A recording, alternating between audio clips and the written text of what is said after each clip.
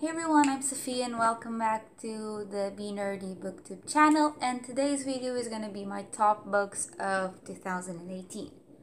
So I posted a poll on Facebook on the BuzzFeed Page Turners group asking what would you guys like to see, and there were 17 of you last time I checked that were saying we would like to see your top books of 2018. And there were other options that I may or may not do them. That's a whole other issue. And let's get to the books. So over the course of 2018, I read 52 books. I have them all written here in my little notebook. This is the notebook I use to write down all my books. This is my 2018 part. I already have like books here and classifications and everything, and this is what I use to guide myself. And I was like skimming through it, and I can tell you that I only started really rating them and pointing them out and everything maybe in May, June, and really doing reviews in September. But even though I wasn't really like stern with the reviews, I would give like a May book a 4, or if I enjoyed it and everything, I decided that this year I would be more rigid. And these are the books that, even though I read them last year, they are still in my mind. I can really tell you the story, and I can tell you that I'm really excited for the next book or the upcoming releases. These are the books that really pleased me. So books number 6 to 2, sort of, they're not in any particular order except the first one, the number one. It really is the number one. It's not discussionable. It's just, it is number one. It's there. The other ones I like here. So at number 6, I'm gonna put the numbers down below, is Snow-Kissed by M.J. Paget. I received this book through Voracious Readers Only as an exchange. They would give me the Moby and I would post an honest review. It is a retelling, and we're following this girl named Kayla, and and she's basically a werewolf.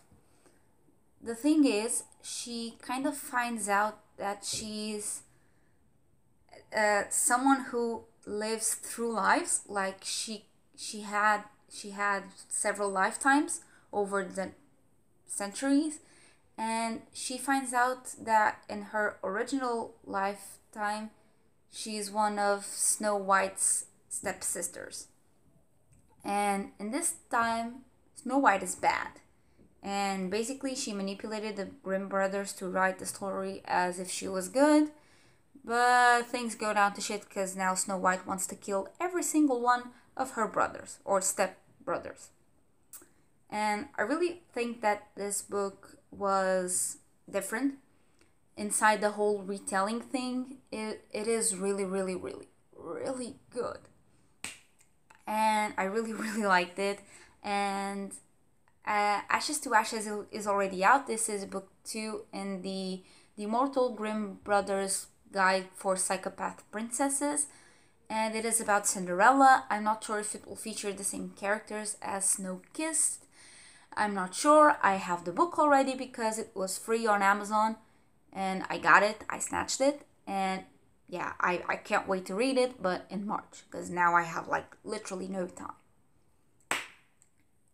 Next up, we have Mushrooms by Cameron Jace. And Mushrooms is the book number 8 in the Insanity series. I started reading the Insanity series in 2017 because I found Insanity, I think it was on Nat Gallios or something. And it is an Alice in Wonderland retelling, but it is set in the modern time with a little bit of murder mysteries and races against time to discover mysteries and to save the world. Basically, we are following Alice after she came back from Wonderland. We know that she came back cold-blooded and with the knife, and she was committed to an asylum after she tried to kill all her classmates. And she ended up killing, I don't know if all, but some. I know that some died. But the thing is, she doesn't remember this. She's in asylum. Everyone tells her that she's a murderer and that she killed like all these people, and she doesn't remember it. And then she meets Professor Caterpillar. You can guess the character, all right. And basically he tells her that she's not dreaming and that she's not crazy. And for her to access her memories, she needs to access her inner Alice, the original Alice from the Lewis Carroll tales. And they go through all these adventures, and it is a really, really, really good series, and it is really, really, really unknown. So next up we have Vicious by V. Schwab. And I read this book because it was highly, and I mean highly, praised by Hannah the Clock Reader and Reagan from Peru's project. I really love them. They're like one of the channels, booktube channels I watch. And they were really hyping it up. And we're following two friends. And basically they're college students. They're doing their thesis. And they decide to do it on EO people, which means extraordinary people. And they find out that all these people have powers, like we all know that. That's a common knowledge. All EOs have a superpower. And they discover that every single EO has had a near-death experience. And they try to simulate it. And when after they do that, they discover that they have like extremely different viewpoints on EOs. Eli wants to kill them. Victor says it's okay. Like, they're just people who happen to have that power or the other power. And they became enemies. Basically, that's the whole gist of it. And I really, really, really liked that we have two gray moral characters. Like, we don't have a hero or a villain. They are both kind of good and kind of bad. I really, really like them. And I really like the background characters, like Sierra and Miles. I think that was his name. They are sort of important to the story, but they're not the main characters. And it is really, really exciting to see that every single character in the story matters. Besides being main, being secondary, being background, being whatever. Okay, next up, these two are kind of tied, and I'm gonna mention this one first because I just read the second book this month, and it is Truly Devious by Maureen Johnson. In this book, we are following Stevie, which is a student at Ellingham Academy. She loves true crime, and she particularly loves the Ellingham Academy murder mystery that happened in 1936/38. Basically, Ellingham was a millionaire that opened this school for everyone who had a really true passion to study there for free. And the thing is, he got a letter one day, which was this whole poetic thing about murder, and it ended with "haha, truly devious." And I think a few days later, his daughter and wife were kidnapped. His wife was found dead. His daughter was missing until, well, today's age. And in the middle of this, there was a student that was killed. Like, all connected. And Stevie is trying to figure out if she can solve it, even though the case is like 80 years old, 70 years old. And we're following both perspectives from Stevie and past. Like, it's not a single character, it's multiple characters in the past. And it is a very, very, very well done murder mystery for YA. I haven't seen one in a while. Like, with YA murder mysteries, it's always kind of hard because either they're really, really childish and really, really easy, you can really guess what's going to happen, or you have adult. Like, there's no in between. And Truly Devious was that in between. And it is on a genre I really like, which is YA, and I really, really liked it. I just read The Vanishing Stair this month as an audiobook, and I really, really, really, really liked it. Like, I'll save that for my wrap-up this month. Next up, we have, and we're almost at the end, we have Caraval by Stephanie Garber. I also just listened to Legendary, which is the second book, on audiobook this month. And Caraval, we're following two sisters, Donatella and Scarlett, and they are abused by their father after their mother disappeared. And their father is just like this brutal man. He wants to keep them in a tight leash. He wants just to marry them off and have power and make political connections, and they're kind of tired of it. So Scarlett has written to Legend, which is this almost mythical creature. He's the master of the Caraval circus. It's not a circus, it's kind of a game set. And she writes to Legend every year to ask him if he can come to Trisda, which is their island, and take them away to save them from their father.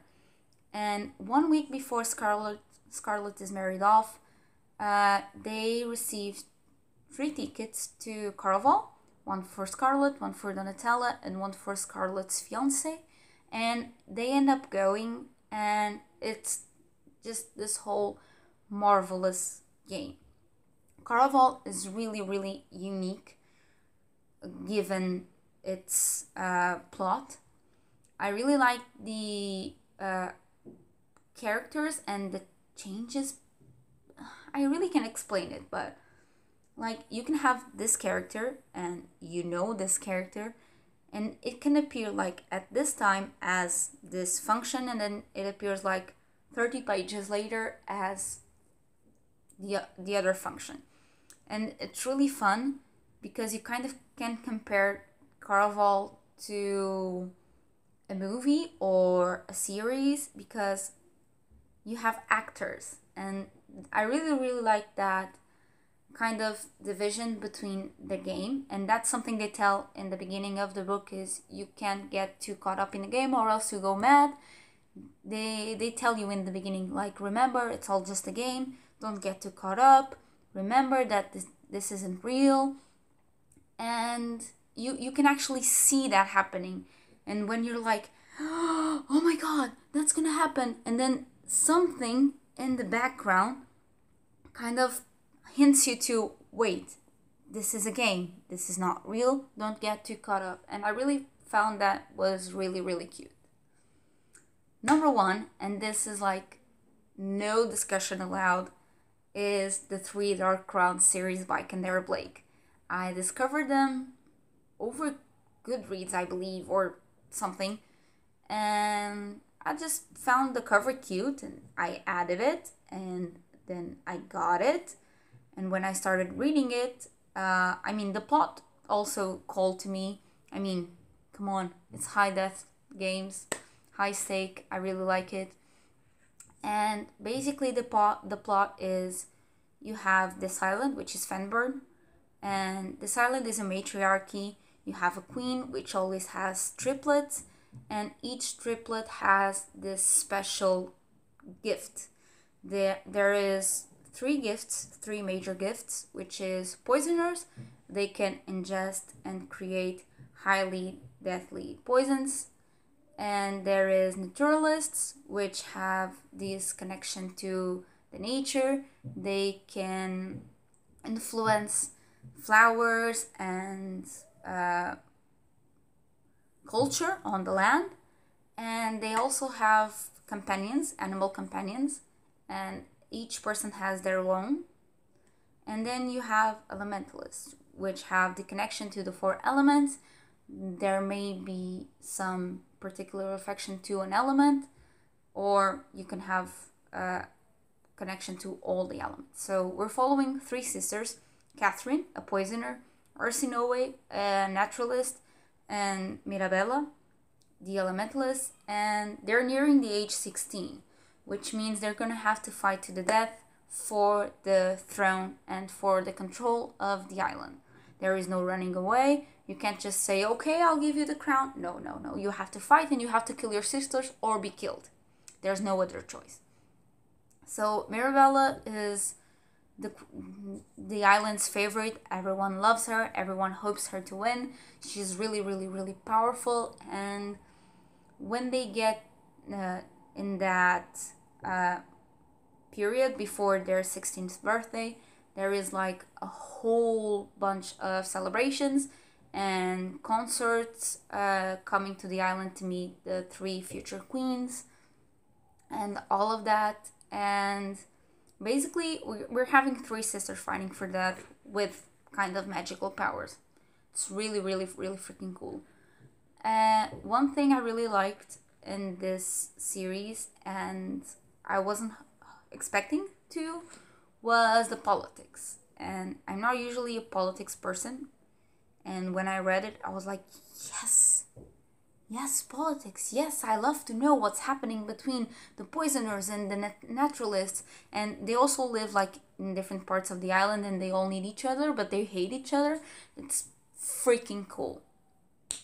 And these were my top 2018 reads. Some honorable mentions include like, I don't know, Wildcard from Mary Lou. I really liked it. I think Warcross, not Wildcard.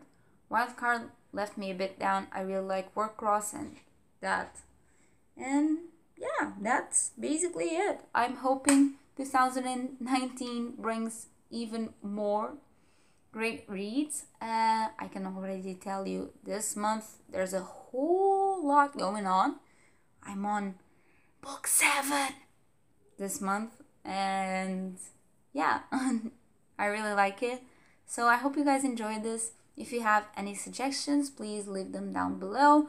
You also can click the subscribe button and ring the bell so you can know when I post. Also, since last week I didn't post. Yes, I know it is a big flaw of mine. Yes, I know.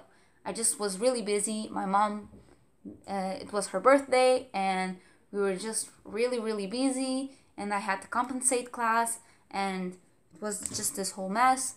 Tomorrow I'm gonna film another video. It's gonna be a book tag. It's gonna be the books and makeup tag, just because I really like makeup and I need to get ready in the morning, so why not? And that's it. I'll see you guys tomorrow.